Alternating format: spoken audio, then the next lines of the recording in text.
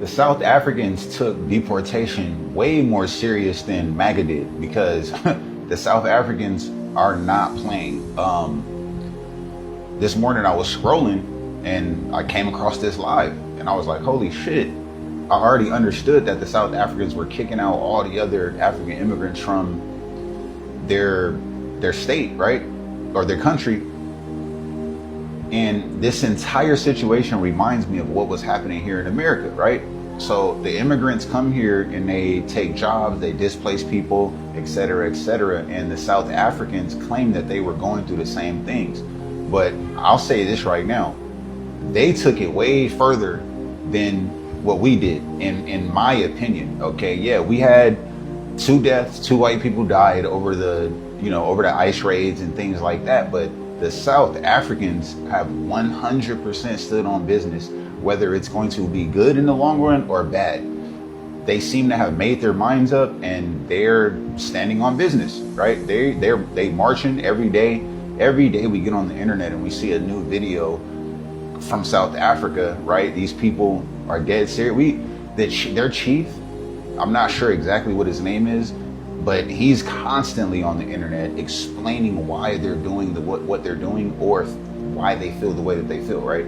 So yeah, they stood on business way more than America did when it came to immigration, illegal immigrants, and the immigrants coming here causing chaos, killing people, doing this and that, right? They stood on business. They were like, no, you people gotta leave. You're not from here, it's over.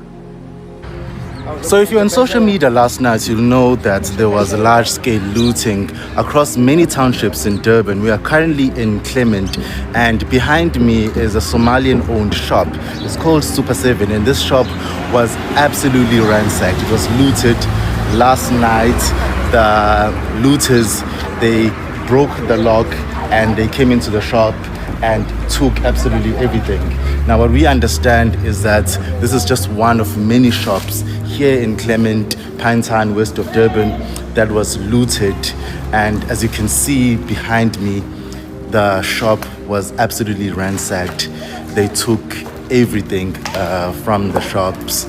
And yeah, it's even, if you can see behind me, there's an ATM machine.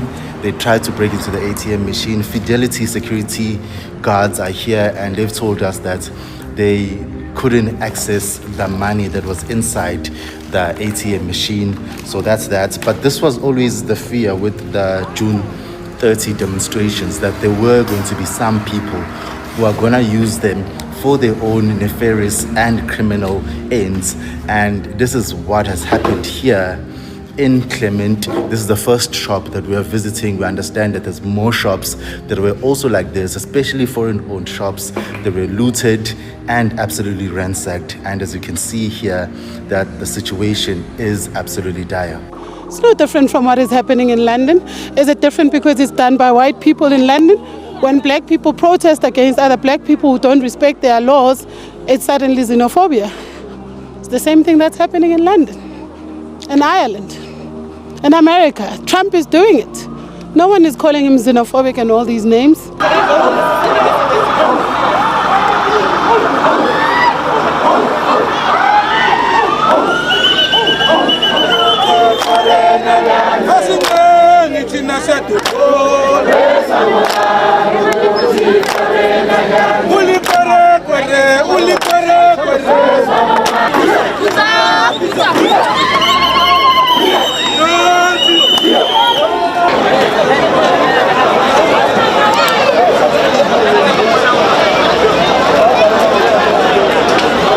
They want us to go, so we have to.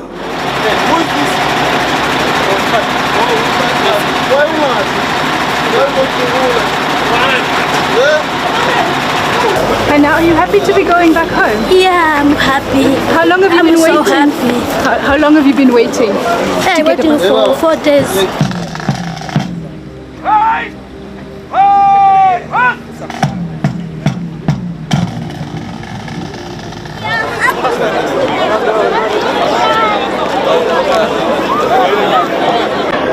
You are tired. You are very tired. You are coming in our country, taking our women, taking our jobs. We are very tired. You're doing the same job and you are driving a car, but I'm not driving. We are tired of this shit. Bahambe.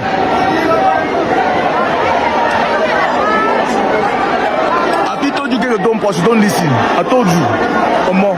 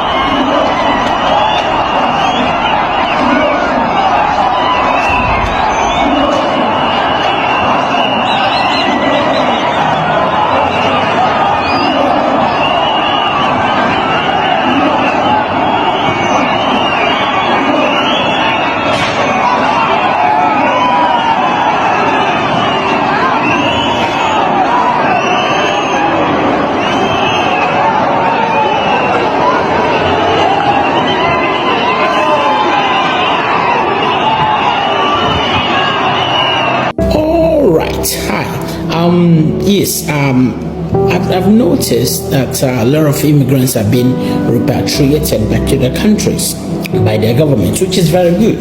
You know, repatriated from South Africa, which is very good. Kudos to those countries. But I stand for African unity. My question now is, why are there not those countries coming in, packing, repatriating every African that they see to the various countries? Why are they screening them? Why are they verifying them that they actually belong to the country where they are being repatriated? Why are they being verified and documented?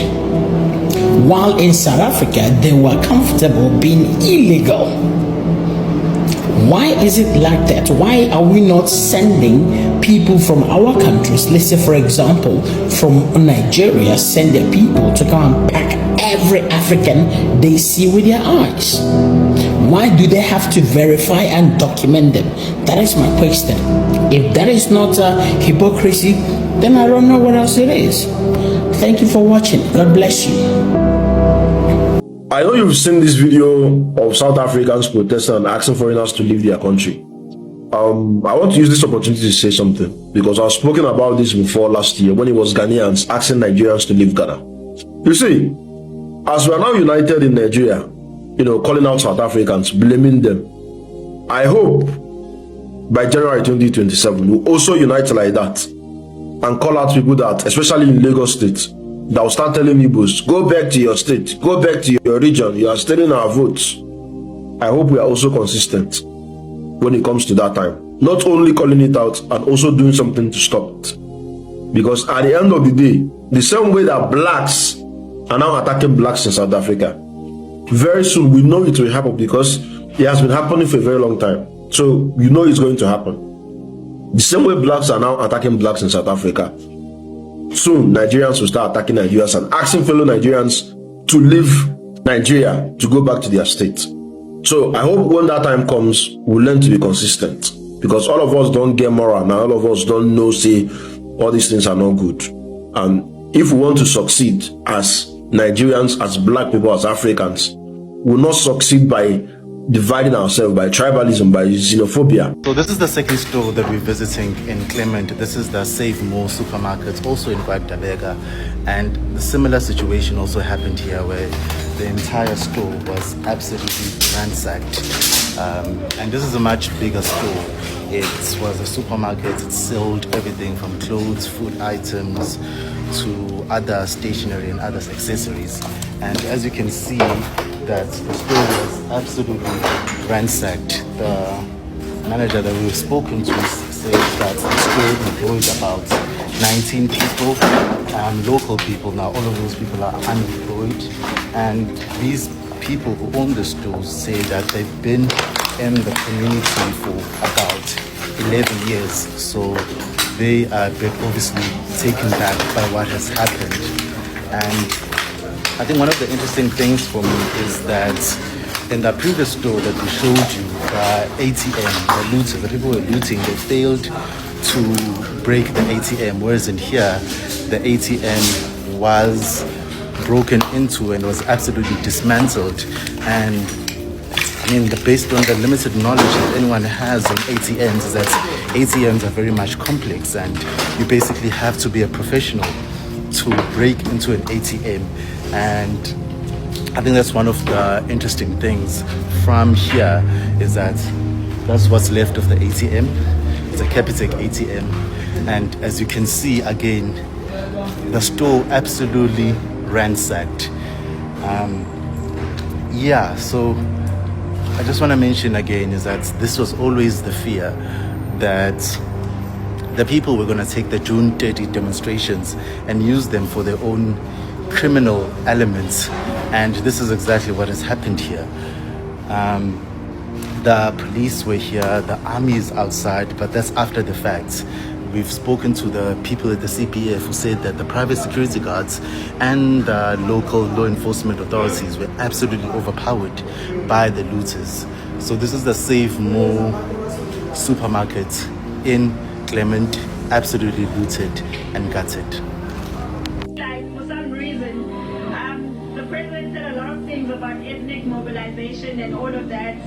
And, I was hoping that he would address those things, where all of those things come from, because all of these people across the country are not one ethnicity. It's a number of people, different races. You saw for yourself today, all complaining about the same thing. So, I would have hoped that he looked at the issue with a different view. So if I hear you correctly, this coming Thursday you are protesting, next Thursday up until your demands are met. Look, even if it's 20, 30 people, but protests shall happen.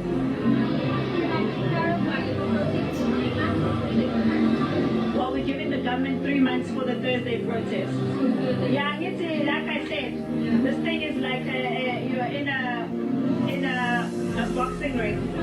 You can't give up all your energy at once. I guess we did one energy 30th of June. Now we're on to round 2. And then we'll be on to round 3.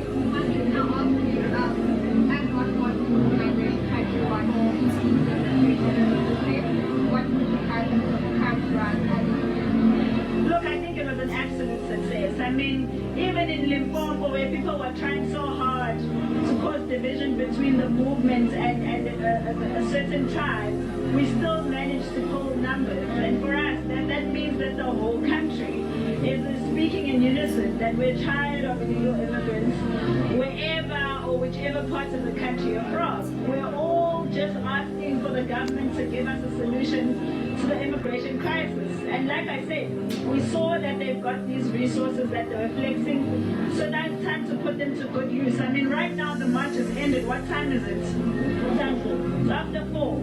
I'm sure they've got a couple of hours to spare in their day to go house to house and remove all these people who are living here illegally.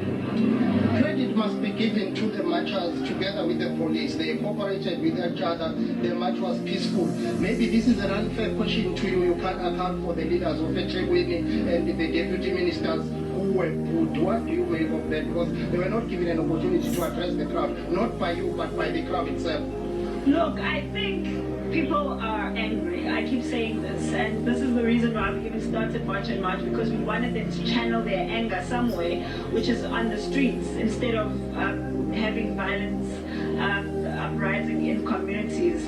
So I think we can't, like I always say, no leader can argue with the will of the people. If the people are tired, people are tired. If people don't want to listen, they don't want to listen. We tried, and unfortunately they were not keen. So it just means that it's an opportunity for the city to sit and reflect on themselves as leaders, on why people feel the way that they feel about them. You have to always do some self-introspection, which I think is a big problem in most of our government people and entities. They have no desire to look at faults in themselves. They're always trying to pass the blame to someone else. Exactly what they're doing with March and March. Another question from me. You see, this thing will never protect you. It will never protect you, this thing. It speaks only. Never provoke the Zulu nation.